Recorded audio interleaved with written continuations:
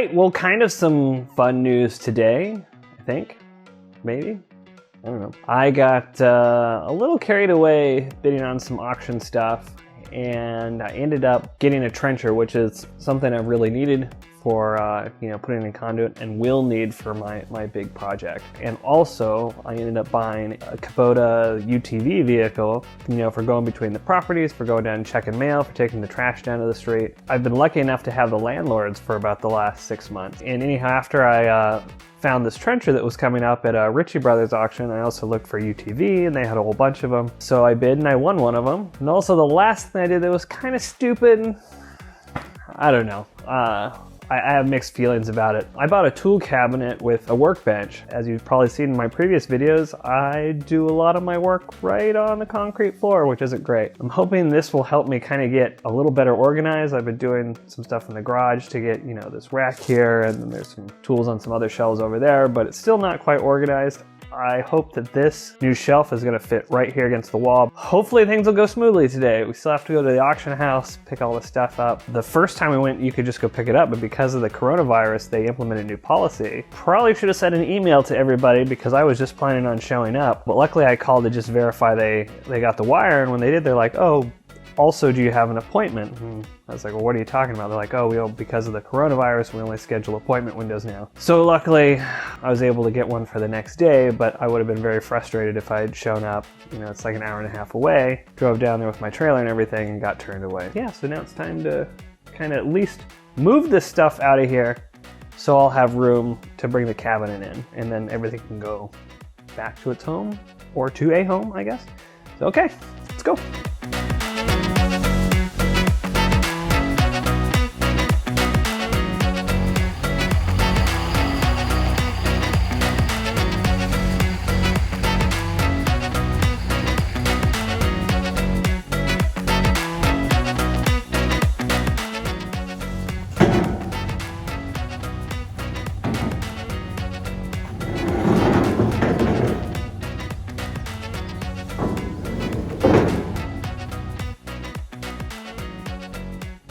It's so heavy.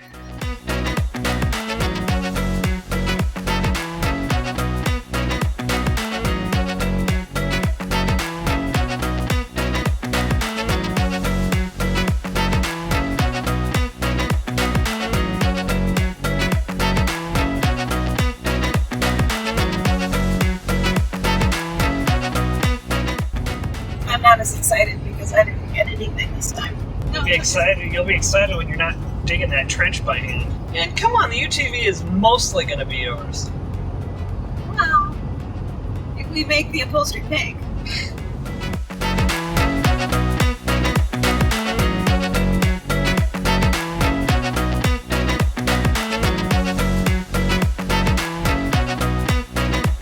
You've arrived. Destination is on your right. All right, so I got checked in. Because of the whole COVID thing, they no longer give you papers to take down to the yard. They gave me a number here that I put in my window. So there was a lady who was right in front of me that, and I was hearing from everybody, nobody had their stuff together, man. I don't understand, like, you're supposed to read the directions and come here prepared. Or at least try to be prepared. The lady in front of me and other people had not paid, didn't know how to pay, and most of the time, wiring money is the best option because there's no fees on it from them. They charge a 4% fee right off the top if you pay by credit card, and they don't take cash payments, and I think they only take business checks, maybe. Anyhow, she had none of that, had no idea. I looked at that one. That was a heavily used Caterpillar trencher, and it looked too beat up to me to bid on. So I think the plan is to try to go get the forklift stuff first. I don't know, I guess it depends on how long the forklift line is. I don't know, it says the yard's only open till 4, so, and it's 3:45. Yeah, it is hot outside. I am not gonna lie. It is unpleasant. And this is like the equivalent of Christmas for industrial kids. Come here, you pick up your new toys, kind of neat. I like it. I like coming here. I like seeing how happy some of these people are when they buy their things. They're like, yeah, look at my new Bobcat, or whatever it is that they got.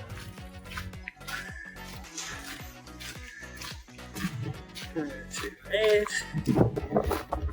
6126, 6122, 6127. Hey! Well, she's got some rust. Wow, she's got some rust. Okay. Oh boy. That's not great. Oh wow. So much rust. Let's see if this is gonna work.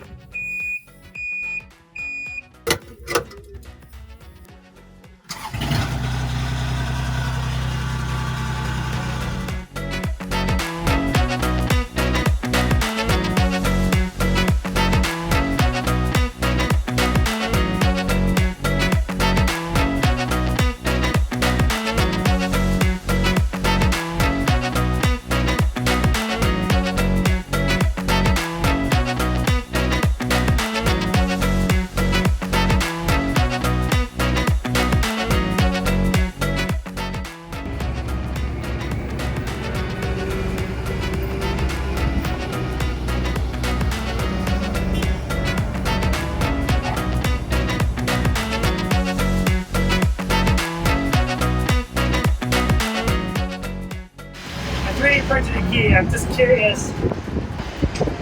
Nope, it's too flexible. Turn the ignition.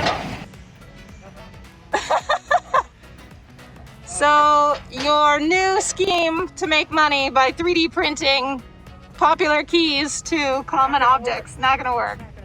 Nice try though. Even though the yard had closed a long time ago, there was a huge exit line, so I kind of took this opportunity to walk around and look at some of these other attachments I was curious about that I see pop up in auction, but I really wanted to see some of these in person and get a feel for if I want to bid on them in the future. A lot of these attachments that have more than one function share the same hydraulic line, so the only way to get more than one function is to use a manifold and some electric solenoid valves to trigger them. And it looks like a lot of these attachments either don't have wires at all, or they have wires that just go to nothing. So you still have to get a connector that matches your unit and wire it up. And what sucks is a lot of these have no documentation, so you don't know what's wired to what. You just have to trace everything out and build a connector for your machine that will match these attachments. Next time I'll get one of you hydraulic breakers. Okay, we're about a mile down the road, so I'm gonna hop out and just check all the straps one more time just before we get on the highway. Okay, so I'm glad I checked it because I just found 2 straps that had gotten a little loose just in that short time. So we'll check it again. I'll keep an eye on it, maybe check it again 10 minutes or so.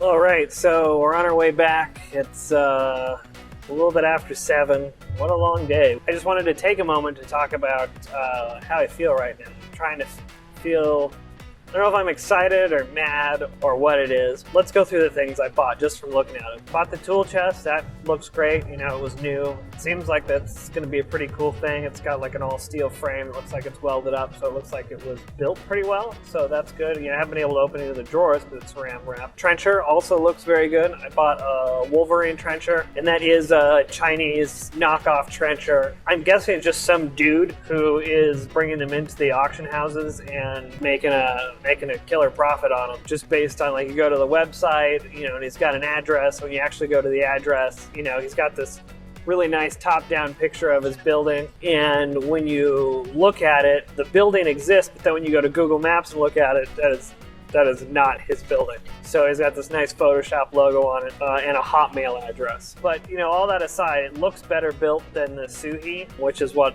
my compactor was. I've got a Wolverine broom and mower and rototillers. Let's get to the final thing, which is the Kubota RTV 1140, and that's the 4-wheel drive utility vehicle. Feel a bit shafted on this one. Normally Ritchie Bros is pretty good about posting a lot of pictures, especially when there's signs of wear, at least when I've looked at other auctions. However, they hid all of the wear on these. I looked at all of them, they all seem to have the same problem, and that is that it looks like it came from a salt environment somewhere with snow. I mean, the floor pans are all eaten up, the underneath is all eaten. Mine, the accelerator pedal didn't work. It's not connected to anything. It did start right up. That's the only thing. It did start right up, and it shows it's got a full fuel tank, so for whatever that's worth. Oh, it's probably full because I can't drive it anywhere because the gas pedal's broken. Brought our ramps, which are, God, they're so heavy. They gotta be 150 pounds each. And we're prepared to try to push this up. We borrowed a winch from my landlord. Fortunately or unfortunately, the guy with the forklift was able to come around and he just loaded it on for us. Saved us a pretty big headache of trying to push it up there and winch it. I'm thankful for that. What worried me though is where he put the forks to initially get it. I stopped him and he's like, what are you talking about? This is the way we move it around all the time. And the forks would have picked up on the front drive shaft, not touching the body of the car at all, which, you know, can dent that. So it makes me worry that, you know, they have been moving around like that. So I don't know. That's going to be something I'm going to have to look at and see if they bent the drive shaft that way. But it has got a ton of rust in it. You know, I'm kind of upset because I really just wanted something that worked.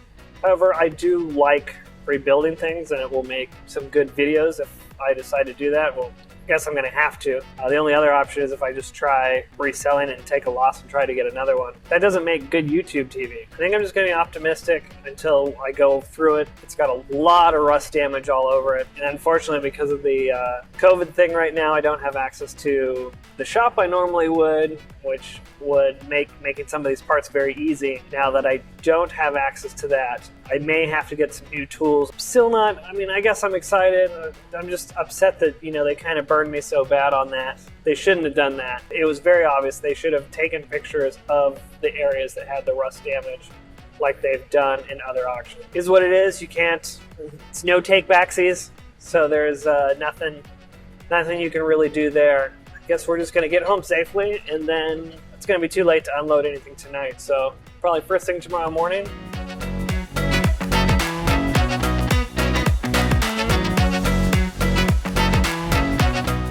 Well, we made it home successfully.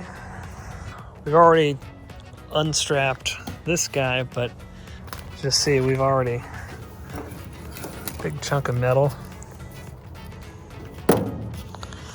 Oh, that was floor plan.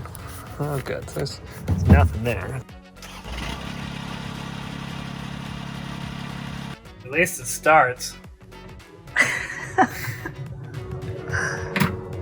Always look on the bright side of life. Da, da, da, Can't get into four-wheel drive. Look at all this. Just a rust bucket. It's bad. It's really bad. Just have to see how bad the engine is.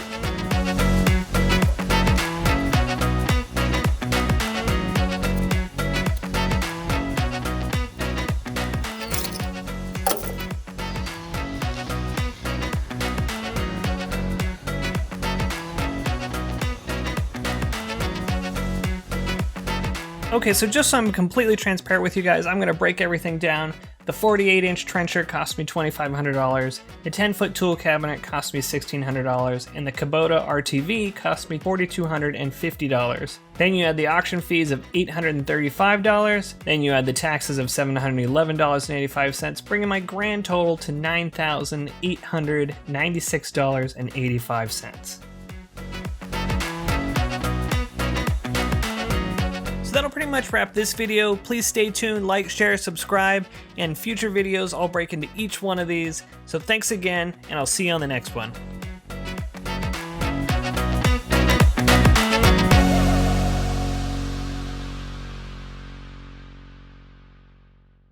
Look at that guy. That guy's not so... He doesn't have a mask on, just leaning into that truck driver's cab.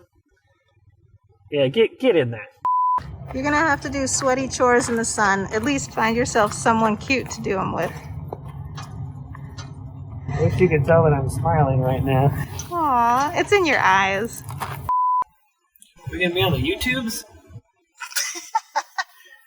Gonna put you on my YouTubes. Make you Insta famous. as the guy with the big beard. Big beard Bob.